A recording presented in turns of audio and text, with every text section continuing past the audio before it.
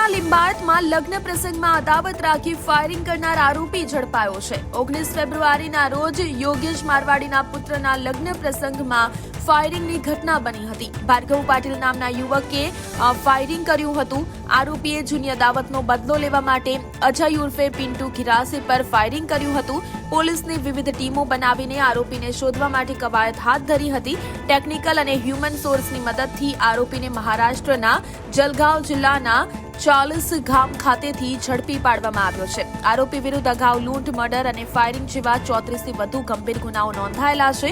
આરોપી ભાર્ગવની ધરપકડ કરી વરઘોડો કઢાયો હતો। પોલીસે આરોપી ભાર્ગવ પાટીલની ધરપકડ કરી કાર્યવાહી હાથ ધરી છે।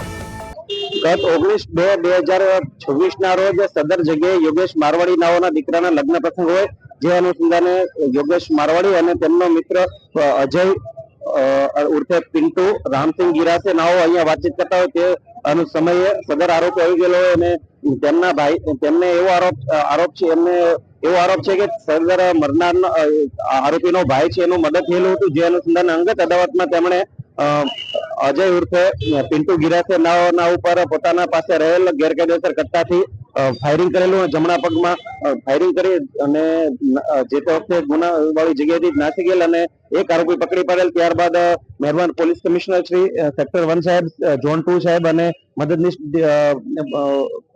એસીપી ડી ડિવિઝન સાહેબ નાઓના માર્ગદર્શન હેઠળ અલગ અલગ ટીમો બનાવી સદર આરોપીને પકડવા માટે ત્યારબાદ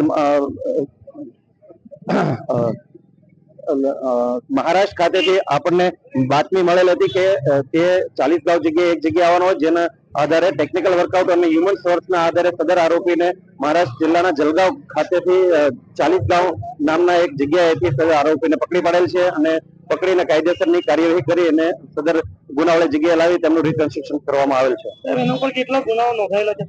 સદર આરોપી ઉપર 34 જેટલા લૂંટ, murder, attempt two murder, robbery, snatching, firing ના અસંખ્ય ગુનાઓ નોંધાયેલા હોય અને જે અનુસંધાને તેને લાવીને કાયદામાં રહેશો તો ફાયદામાં રહેશો, તેમજ ગુનાવાળી જગ્યાએ લાવીને રિકન્સ્ટ્રક્શન પંચનામું કરવામાં આવેલ છે।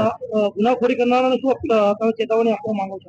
ગુજરાત સરકાર શ્રી તેમજ નાયબ મુખ્યમંત્રી શ્રી તેમજ મહેરબાન પોલીસ સ્ટેશન કમિશનર સાહેબ શ્રી નાઓ તરફથી તમામ આરોપીઓને સૂચના છે કે જો તમે કાયદામાં રહેશો તો ફાયદામાં રહેશો, કોઈ પણ ચમરબંધી હોય કોઈને પણ છોડવામાં આવશે નહીં અને કડકમાં કડક પગલાઓ લેવામાં આવશે।